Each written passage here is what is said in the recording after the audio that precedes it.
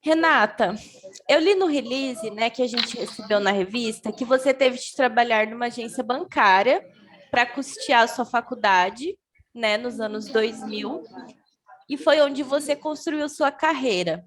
Eu gostaria de entender melhor como que foi essa jornada. Larissa, nossa, já começou falando, nos anos 2000, né? Precisa intensificar, assim, que o negócio faz tempo, né? Faz bastante tempo. Não, vamos lá. Eu li também as perguntinhas e aí eu fiquei pensando, né? Nossa, quem dera que todos tivessem essa oportunidade que eu tive, né? De trabalhar para pagar a faculdade, né? Mas não é a realidade da grande maioria dos brasileiros, né? A gente sabe que o pessoal tem que trabalhar ali, os jovens têm que trabalhar para sustentar a família, né? Muitas vezes nem conseguem pensar na possibilidade de uma faculdade, né? Mas então, mulher branca, de uma classe média ali, tive essa condição, essa oportunidade, sou uma privilegiada, né? E naquele momento a minha dificuldade era que os meus pais não podiam custear meus estudos, então, mas eu já tinha tido uma base educacional que me trouxe para querer fazer uma faculdade e, em contrapartida, tinha também minha família que podia pagar moradia e alimentação para mim, então eu nesse momento consegui encontrar um emprego para pagar a faculdade, mas isso é normal, né, ali. E aí eu acabei que fazia psicologia e encontrei esse emprego em banco, que era um sonho de infância, entrar no banco, tal, e acabei que nesse caso, que eu encarei, né, isso como uma oportunidade mesmo, e aí o mundo financeiro, ele se sobrepôs à minha formação de psicologia, né, eu acabei entrando no banco e fiquei, não saí nunca mais do mercado financeiro. Entendi. Você falou aí sobre custear moradia. Você foi estudar em outra cidade? Como é que foi? Não, quando eu estudei mesmo, é como eu falei, eu quis dizer que nesse momento, eu pude, né, ter a oportunidade de trabalhar para pagar a faculdade, né, que eu não precisava custear minha moradia, eu morava com os Ah, meus pais, sim. Você então eu morava com seus pais. fiz a faculdade onde, próximo da minha residência, então, realmente, é que eu enxergo isso, eu não enxergo como algo que eu fiz a mais, né? Eu enxergo como uma coisa que, na verdade, eu tive uma oportunidade de poder trabalhar para pagar a faculdade, né? Porque muitos não Sim, têm nem essa oportunidade. com certeza. Você é de São Paulo mesmo? Eu sou de São Bernardo do Campo. São Bernardo. É, Então aí, né, você trabalhou para custear sua faculdade, você fez psicologia, né? isso. Foi para banco, trabalhar em banco. E aí, já formada em psicologia, você foi trabalhar no Unibanco, na Ford, é isso? Isso mesmo. Onde você atuou por 3 anos como gerente. Depois você Na também. verdade, assim, Ah, eu vou falar um pouquinho da minha trajetória ali no banco, né? Eu entrei no aham. banco, entrei como telemarketing, e aí fui construindo minha carreira no banco, fui galgando espaços ali na área comercial, na linha de frente, sempre teve muita mulher, né, na área comercial, que acho que, inclusive, atendimento telemarketing, mulher pra caramba, caixa de banco, mulher pra caramba, gerente de banco, mulher pra caramba. Então, assim, eu sempre fui um espaço onde tinha muita mulher, né? E aí é onde, então nessa atividade ali do dia a dia, você acaba se acostumando com esse lugar da mulher, né? Atendente de telemarketing, caixa de banco, gerente de banco, o lugar onde a mulher pode estar. E só que aí eu fui. Então, assim, lá quando eu era mais jovem, eu estava acostumada com esse lugar da mulher. Então, assim, você pensa duas vezes com a roupa que você vai usar, se é adequado ou não, se você pode se posicionar de uma forma ou não, evita algumas rodinhas, alguns lugares para não se expor, para não acharem que você está ali porque você quer alguma coisa com alguém ou não. Então, assim, esse lugar da mulher eu me encaixei, né? E isso foi aos poucos que eu fui mudando e fui entendendo e fui enxergando que aquilo era uma exclusão, né, ali, que era como posso dizer, que era que tinha uma divisão, né? Aos poucos eu fui enxergando isso. Lá, quando eu era jovem, quando eu comecei minha carreira, eu não enxergava isso, porque, como eu falei, tinha muita mulher.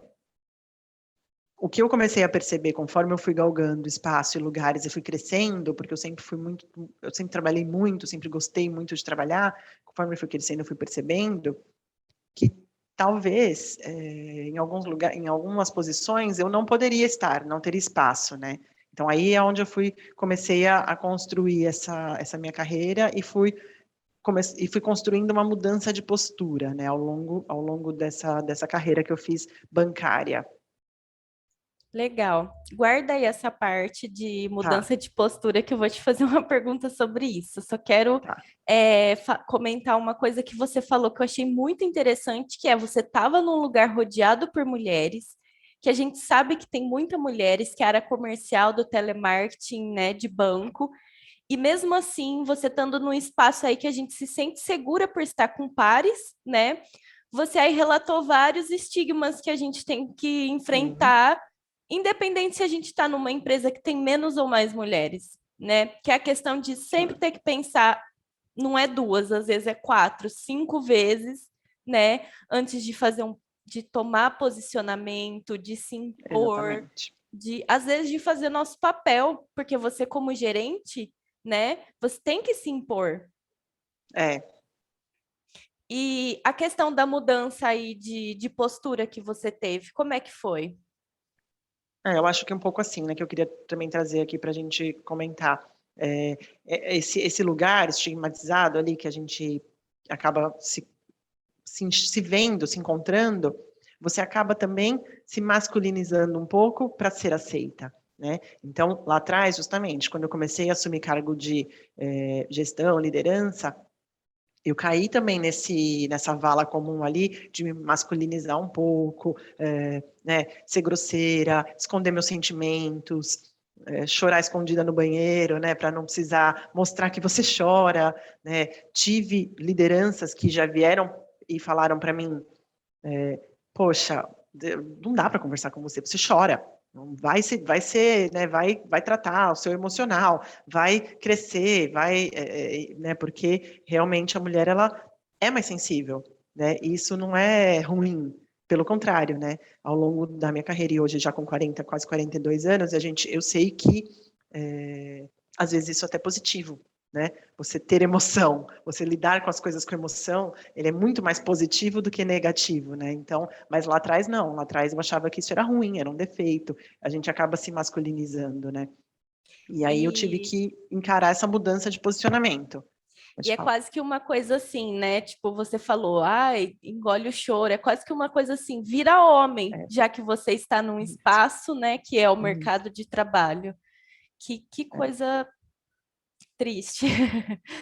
Exatamente, mas é exatamente isso que você falou, é um engole o choro, vira homem, né, enfim, é esse posicionamento que a mulher jamais teria, né, a mulher jamais falaria, então até hoje eu estava conversando com umas amigas, a gente estava falando sobre essas questões, e ela falou, poxa, um cara veio e falou para mim, pô, endireita a sua postura, e assim, uma mulher jamais falaria para um colega de trabalho, pô, endireita a sua postura aí, né, isso não existe, e a mulher ela ainda é tratada, né, dessa forma, ela ainda é tratada como se alguém precisasse ficar ali direcionando como você vai falar, quando você vai falar, o que você vai falar, em que momento você vai falar, explicando o que você acabou de falar. Ah, o que ela quis dizer é não sei o que, né? Que é a tal do mansplaining lá, que está famoso hoje em dia. Isso a gente passa o tempo inteiro, né? Hoje em dia eu já consigo me posicionar e falar, não, não, peraí, não precisa explicar o que eu disse. Eu mesmo posso explicar o que eu disse.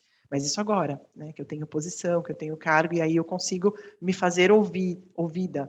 Mas lá atrás, no começo da carreira, não, né? A gente é uma luta grande.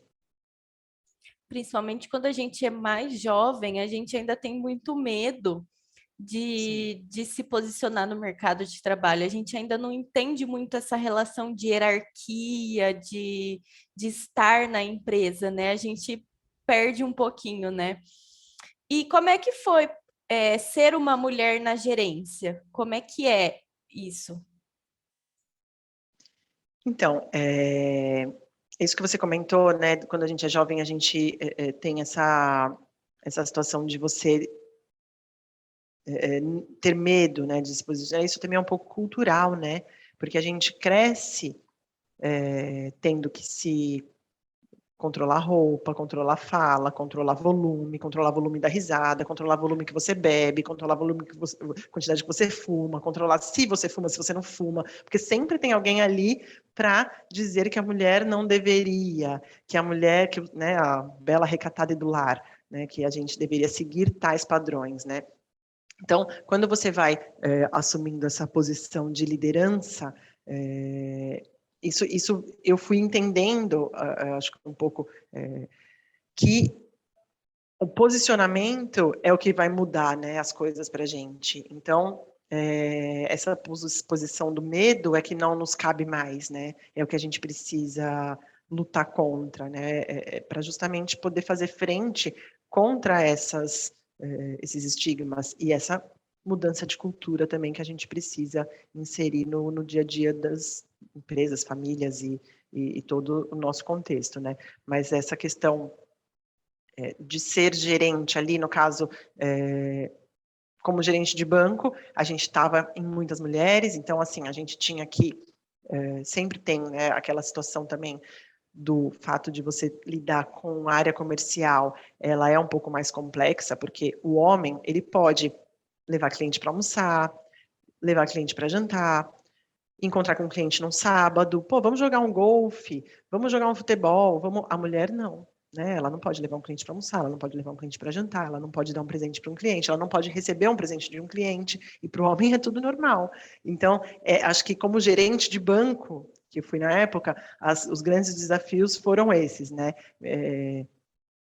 Entender que aquilo era normal, porque até a gente, culturalmente, acha que não é normal. Ai, aquele cliente me deu um presente, será que ele está me dando um presente porque eu sou gerente da conta dele, ou será que ele quer alguma coisa? Né? Culturalmente, a gente já tem essa...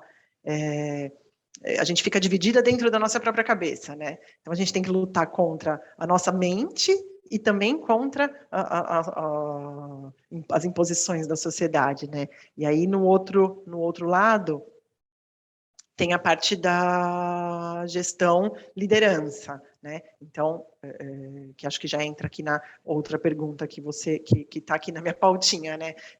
Na questão da liderança, você também, eu fui entendendo que eu conseguindo ocupar alguns espaços, eu fui conseguindo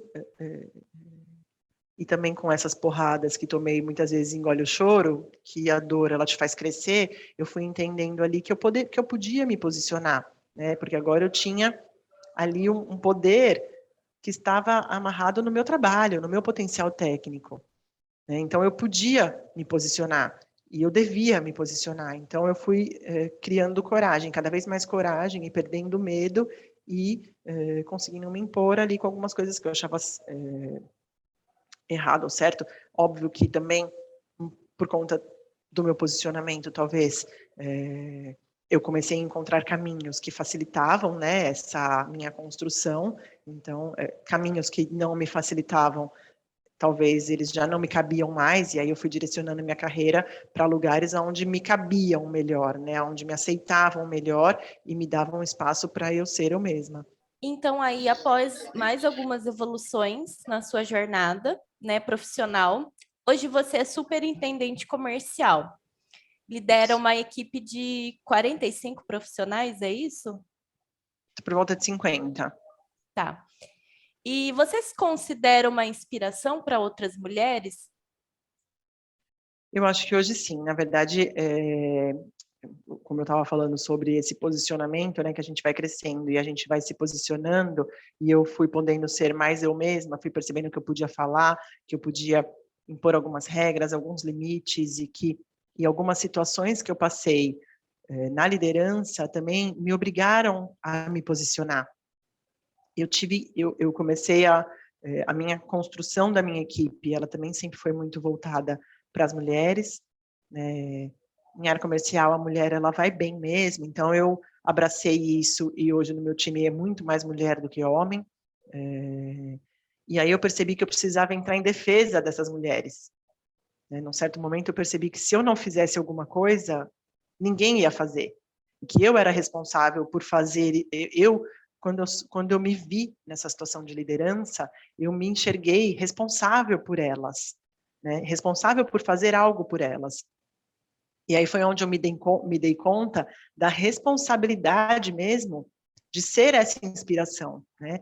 E hoje, na verdade, eu ia até comentar com você, Larissa, que assim, a minha agenda tá insana, eu fiquei 2 dias em evento, eu tô assim, uma loucura total. E eu não desmarquei o nosso papo aqui, mais por outras mulheres do que por mim mesma, né? Porque eu sei que se eu não estiver aqui falando, talvez a gente não consiga trazer mais gente para tomar esse posicionamento e tomar esse poder que a gente precisa hoje nas mulheres, né? Então, eu falo que eu hoje, eu faço muito por elas, né? Quando eu levanto a pauta das mulheres e quando eu quero botar o dedo na ferida e levantar o que ainda está errado, é mais por elas do que por mim mesma, né? Porque eu já sou superintendente e eu, pelo poder, acabo sendo escutada. Queira ou não, eu acabo sendo escutada, né? Então, não é porque né, antes todas as mulheres tivessem o mesmo lugar de fala que hoje eu tenho. Então, eu estou aqui realmente para poder fazer com que as mulheres tomem coragem e assumam esses lugares, né? E venham junto, e cresçam junto. Então, elas me mostraram que eu sou inspiração. E aí eu percebi que eu sou e que eu devo abraçar cada vez mais essa causa para poder inspirar mesmo e aumentar esse movimento. Que lindo isso, eu vejo muito propósito na sua fala.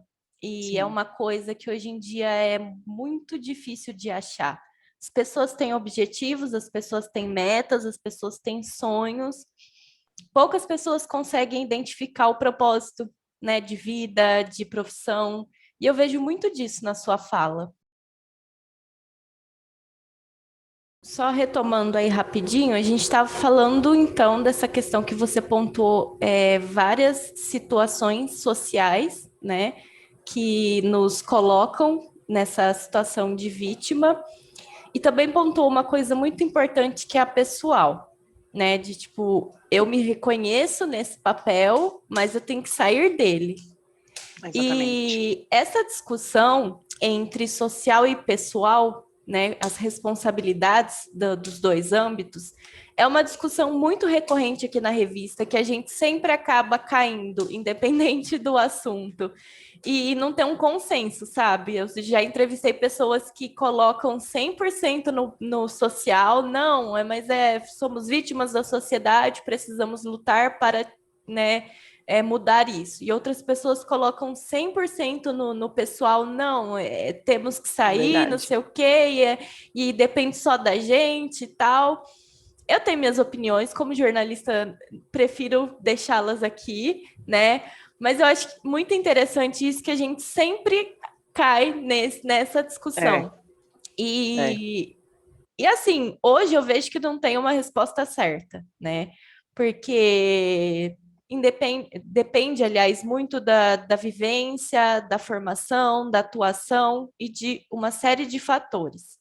Mas é sim. interessante a gente pesar as duas coisas, né? Como você falou, é interessante a gente entender como mulher o quanto que a gente pode sair disso. E você, com a sua história, É, né?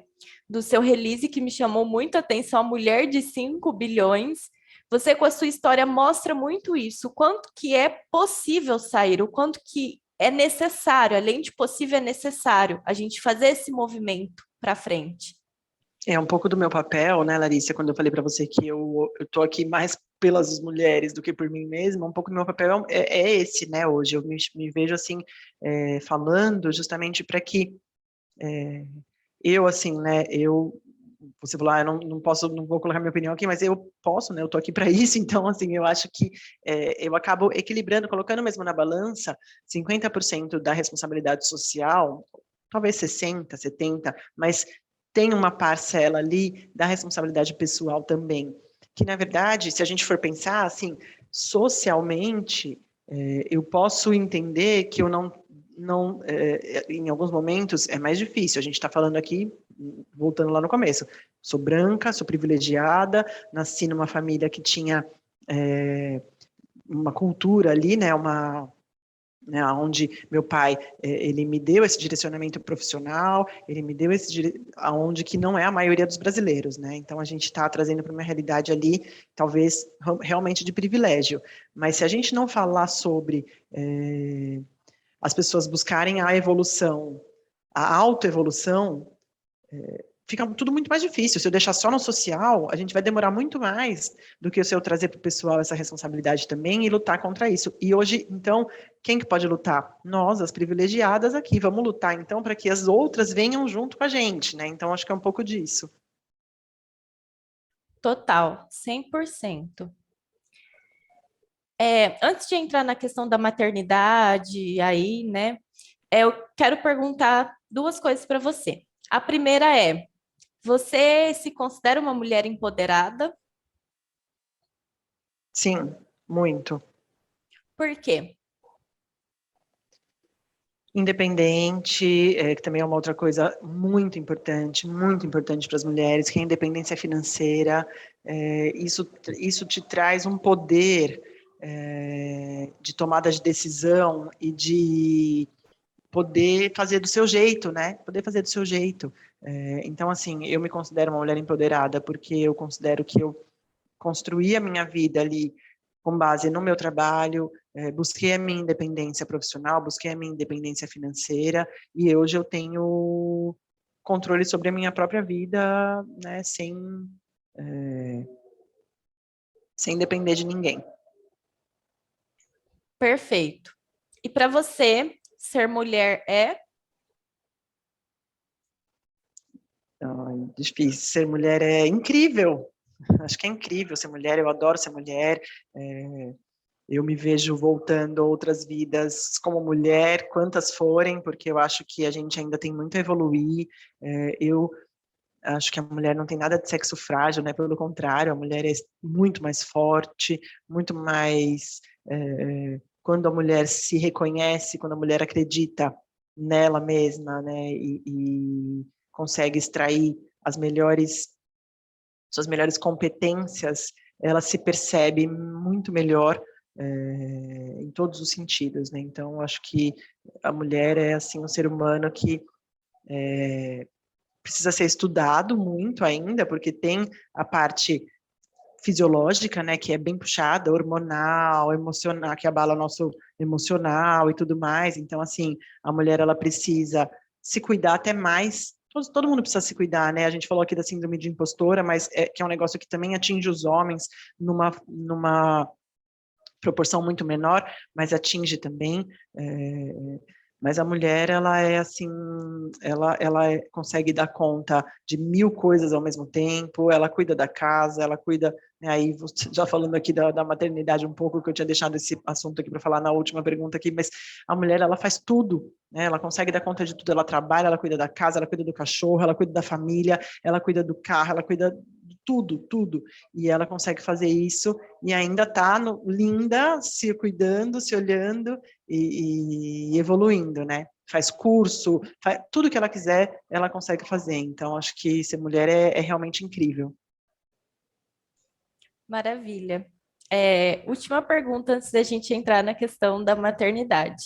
Você Tá? falou sobre liberdade financeira. É um assunto muito importante. Você trabalha diretamente com investimentos, com dinheiro, né, com economia. Sim. E você percebe a dificuldade de acesso das mulheres a esse mercado? Eu percebo, e aí novamente a gente volta naquele ponto de parte social e parte pessoal, né? A mulher ela tem ela tem uma carga mental tão elevada que ela abre mão da parte financeira, né? Tem muitas mulheres, a grande maioria, que mesmo trabalhando e tendo seu próprio salário, tendo sua própria renda de forma independente, ela terceiriza o cuidado com o seu dinheiro, né? Ela terceiriza por facilidade mesmo, porque ela tem tanta coisa para cuidar, puta, cuida disso daqui, você, né? E aí ela acaba ficando dependente ali na situação financeira, às vezes do próprio recurso, às vezes o recurso é dela mesma e ela está dependendo ali de um terceiro, né? Então eu acho que a mulher, ela precisa assumir essa responsabilidade da independência financeira, né? Porque a A independência financeira, acho que é a base de, de qualquer empoderamento feminino. É difícil você falar de empoderamento feminino sem falar de empoderamento financeiro. E isso te dá autoconfiança, segurança, coragem, poder mesmo, né? Poder. Dinheiro é uma ferramenta fundamental, né? É, Vivemos numa sociedade capitalista, não temos como negar isso, né? Independentemente de quem esteja nos ouvindo, vai nos ouvir, se concorda ou não, a gente vive, é a nossa realidade, é o fato. sim, sim, E a gente precisa aprender a lidar com ele, né? Com essa ferramenta.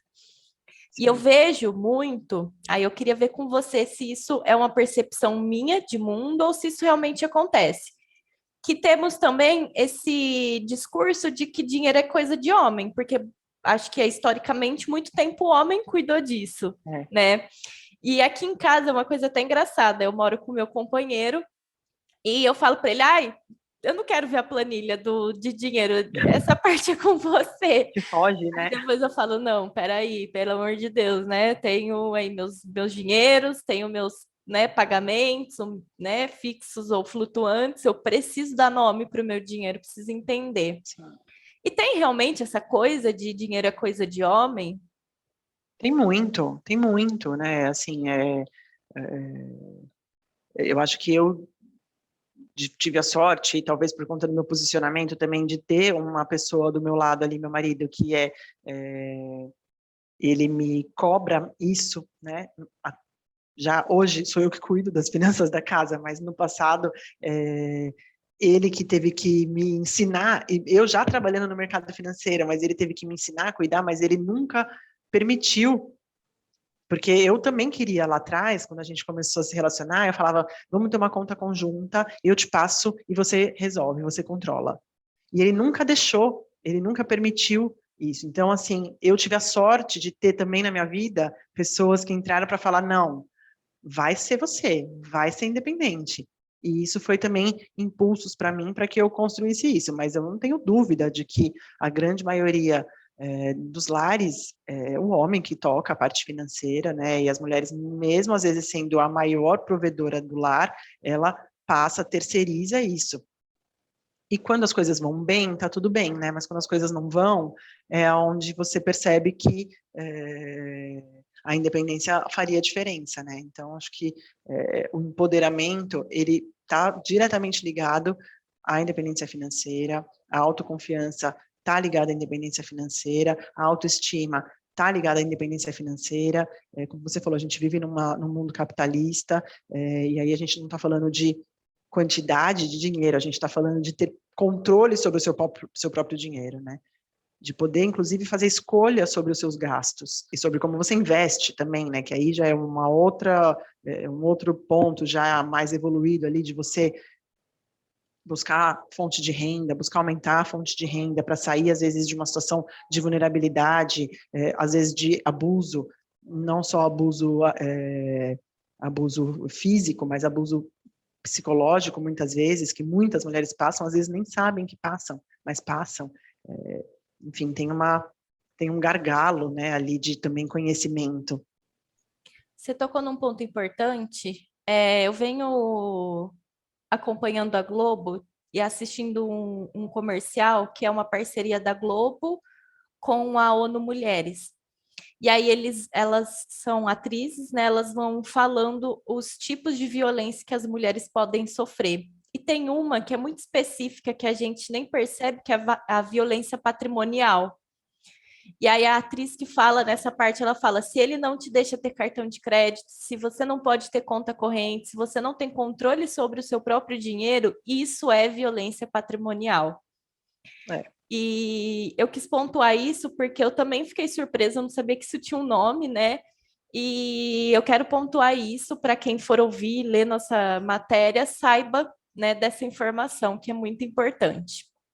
É muito importante, Larissa, e as mulheres, elas não percebem, e acho que, como, novamente, cultural, a mulher tem tanta coisa para cuidar, que ela esquece de buscar conhecimento também sobre algumas coisas.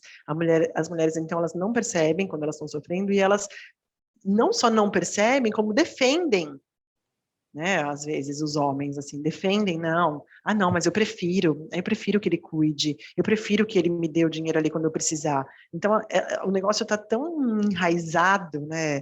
Aí a gente vai mais para o social mesmo do que para o pessoal, mas a luta é longa. Muito.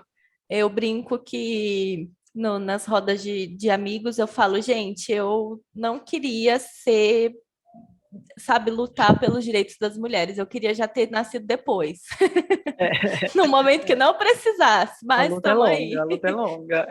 E de vez em quando dá uma vontade de jogar toalha, né? Porque você fala, ai, gente, mas putz, é difícil, é tão difícil. Então, hoje mesmo, comentei com meu marido, eu falei, nossa, minha agenda tá tão cheia, eu acho que eu vou desmarcar. O que você acha? E ele, meu coach, ele falou, não, você vai, não é a bandeira que você defende? Então você vai falar. E agora a maternidade.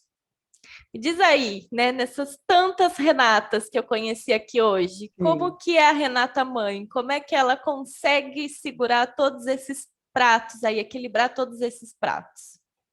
É muito realmente exercício para equilíbrio mesmo mental e psicológico mesmo, porque realmente a mãe, dizem que nasce uma mãe, nasce a culpa, né? Quando você vira mãe, você já fica culpada.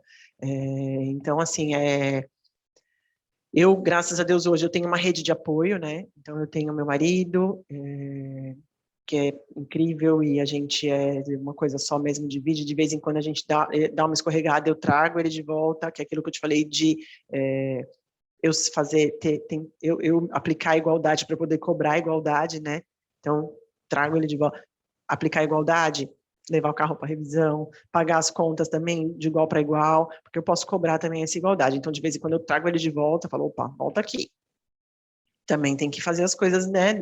E a organização da casa, ela acaba sendo responsabilidade da mulher. Então, ainda, além da sobrecarga de tempo, horário e tudo mais, você tem a sobrecarga mental, porque você tem que organizar tudo. Né? Você tem que organizar o filho, a escola, o uniforme, a roupa, a faxineira, o produto de limpeza, tudo. Pet. O cachorro, se tem ração, se não tem ração. Então, é um exercício. Então, lá em casa também a gente vai dividir. Ó, isso daqui, né, um belo ano eu cheguei e falei, não, a ração é responsabilidade totalmente sua. Se acabar é sua, porque antes era assim, ele comprava, mas eu tinha que falar, compra ração. Só o fato de eu ter que pensar na ração já me é um desgaste emocional aqui, porque é muita coisa, né? Então, assim, eu tenho rede de apoio, meus pais moram perto de mim, também me ajudam com a minha filha, me ajudam muito com a minha filha. Eu tenho um vizinho, né, meus compadres são meus vizinhos que também me ajudam se eu precisar. Então, eu construí essa rede de apoio. Eu acho que hoje, para a mulher ser bem-sucedida profissionalmente, com filhos, ela precisa de uma rede de apoio. Não tem como fazer sem rede de apoio. As empresas, elas precisam promover ambientes favoráveis. O ambiente das empresas não é favorável. Ninguém se importa se eu estou há 3 dias sem ver minha filha. Ninguém se importa. Então, eu preciso me importar. Né? Então, e eu preciso me posicionar e me colocar. Claro que hoje, como superintendente, é mais fácil eu te falar isso. Eu preciso me posicionar e me colocar, porque eu posso me posicionar e me colocar. Não, hoje eu preciso levar minha filha para a escola. Mas nos cargos de base ali, muitas vezes a pessoa não pode fazer isso. Então, as pessoas precisam promover esses ambientes, as empresas, porque não existe ambiente favorável. O ambiente, ele é inclusivo, mas não é igualitário. Ele traz a mulher, mas não dá o mesmo ambiente para a mulher, porque às vezes a mulher ela vai precisar trabalhar uma carga horária menor, porque ela tem a responsabilidade do lar. E não adianta a gente achar que todo mundo vai ser empoderado e vai dividir meio a meio as funções com o marido, porque não é isso que acontece. A grande maioria das mulheres não divide as tarefas do lar, é tudo nas costas da mulher. Então, de vez em quando, ela vai realmente trabalhar menos horas. E as empresas não estão preparadas para isso. Então, eu acho que é um desafio, é muito puxado, né?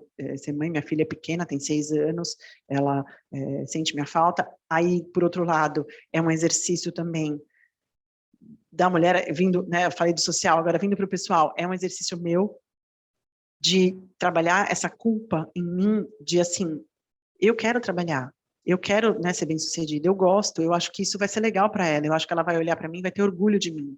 Então, eu vou trabalhar que às vezes não vou ver ela, né? Então, por exemplo, na segunda-feira, na verdade, eu levo ela para a escola quase todos os dias. Essa semana eu não consegui levar ela para a escola, eu só fui levar ela hoje. E tudo bem, eu trabalho isso em mim. Não vou levar ela para a escola essa semana, mas porque eu estou aqui cuidando do meu trabalho, do meu emprego, coisa que é importante para mim, vai me deixar feliz, vou ficar mais feliz para estar com ela, vou poder proporcionar coisas para ela que eu quero proporcionar. E aí é todo um contexto. E trabalhar essa culpa o tempo inteiro. Então, a terapia, ela é assim, regra básica para conseguir lidar. Além de todo esse restante aí que eu comentei. Terapia é fundamental, né? Fundamental, fundamental. E assim, e só não tem mulheres mais em cargos de liderança porque a mulher desiste. Ela desiste porque é muito difícil, é muito puxado. Tem que ter, assim, muito estômago, tem que cuidar da cabeça, tem que estar o tempo inteiro lutando contra essas pressões da sociedade, né? A própria família bota pressão. Ai, poxa, você não está vendo sua filha crescer. Estou vendo, sim, mas eu estou vendo de outro jeito. O tempo, talvez, eu pretendo trazer mais qualidade no tempo quando eu estou com ela, né? Se um dia eu posso chegar um pouquinho mais cedo em casa, ou consigo fazer um home office, buscar ela mais cedo na casa da minha mãe ou na escola, eu consigo ali ficar com ela com mais qualidade e estar com ela, quando eu estou com ela, estar com ela, talvez do que quantidade, porque não adianta também eu ter o tempo inteiro com ela, mas não estar com ela, né? Então, eu tento fazer esse equilíbrio e trabalhar a culpa. Você falou uma coisa da quando nasce uma mãe, né? Nasce uma Isso, culpa junto. é. Só que eu acho que a gente já nasce com culpa, né? Lá, Mulher, se né? tem XX, né? Ou se É, torna mulher depois, no caso, se for uma trans, né? Já vem ali. Já, é né? verdade. É culpa. Aí ela só vai É, mudando. É culpa de ser, por ser amiga, é culpa por ser adolescente, é culpa pelo corpo. E vamos carregando aí essa coisa que a gente não exatamente. sabe de onde vem, né? E aí entra a terapia. É muito importante. Falei isso no podcast que eu estava gravando no sábado. É muito difícil manter a terapia, né? Sim, Porque terapia é muito importante, dar o primeiro passo às vezes é muito difícil, só que manter, dar o segundo, terceiro, quarto, décimo, é mais difícil ainda. Que a gente vai verdade. ali e põe o dedinho, né, naquela ferida, a gente olha para Também. questões que a gente às vezes não quer.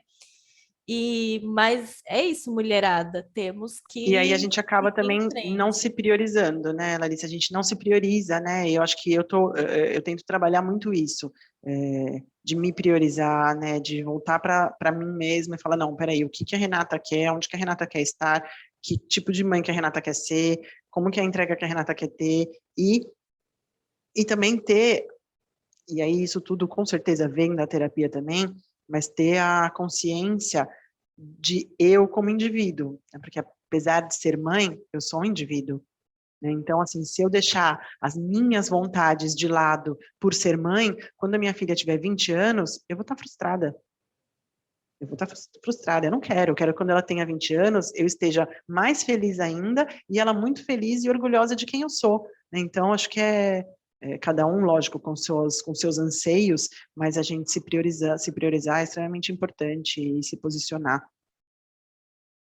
É isso. Perfeito, individualidade é essencial, personalidade e individualidade, né? É, É, Bom, acho que nós temos uma entrevista muito completa. que Você bom. gostaria de falar mais alguma coisa, pontuar mais alguma coisa, deixar suas redes sociais? Acho que é isso. Quero agradecer você pelo convite. Como eu comentei, né, acho que a gente tem essa bandeira aí que a gente defende e a gente não pode desistir, a gente precisa falar sobre, a gente precisa carregar mais mulheres, a gente precisa expor cada vez mais, colocar o dedo na ferida mesmo, para que a gente consiga fazer com que tanto a sociedade como as próprias mulheres se percebam e se reconheçam e vejam o quanto pode ter mais, assim, conquistar mais da vida, né? Não estou falando de profissão aqui, estou falando da vida, conquistar mais da vida, né? Ter mais e ser feliz mesmo e buscar ali dentro da sua personalidade o que te faz feliz. Eu vou deixar meu Insta aqui, que eu nem... Deixa eu ver. Nem sei de cabeça aqui. O meu Insta é Renata Generoso, _investimentos. Eu trabalho aqui na Necton, né, empresa de investimentos, é uma empresa do grupo BTG Pactual. Eu tenho orgulho em dizer que a Necton é uma empresa que me proporcionou também essa voz feminina, né? Eu acho que a Necton, com a liderança do nosso CEO, Marcos Maluf, e a diretoria do Rafael Giovanni, que são dois homens ali que dão esse espaço para as mulheres, então acho que isso também é importante, estar num ambiente onde você tem espaço para essa construção, para esse crescimento, e a Necton me proporcionou isso. A gente tem hoje 45% dos nossos empregados são mulheres, 40% em posição de liderança, então, realmente, no mercado financeiro, é extremamente diferenciada, e eu acho que é isso que a gente tem que buscar no mercado financeiro como um todo, né? Esse percentual aí que é o ideal, que a gente tenha esse equilíbrio. Perfeito. Agora, meu último pedido é para você deixar um recado para as mulheres que vão ler sua história, que vão te ouvir, que vão assistir essa reportagem. Eu queria que as mulheres fizessem mais por elas mesmas, assim, eu queria que as mulheres, elas procurassem sua independência financeira, procurassem trabalhar na sua saúde mental, procurassem evoluir em conhecimento, ler, conhecer, é puxado, a nossa rotina é muito cansativa, falta tempo, mas se force a, né, se force a construir ali uma saúde mental favorável para que isso seja replicado nas outras áreas da vida. Acho que meu recado é para que a mulher se enxergue e se posicione cada vez mais.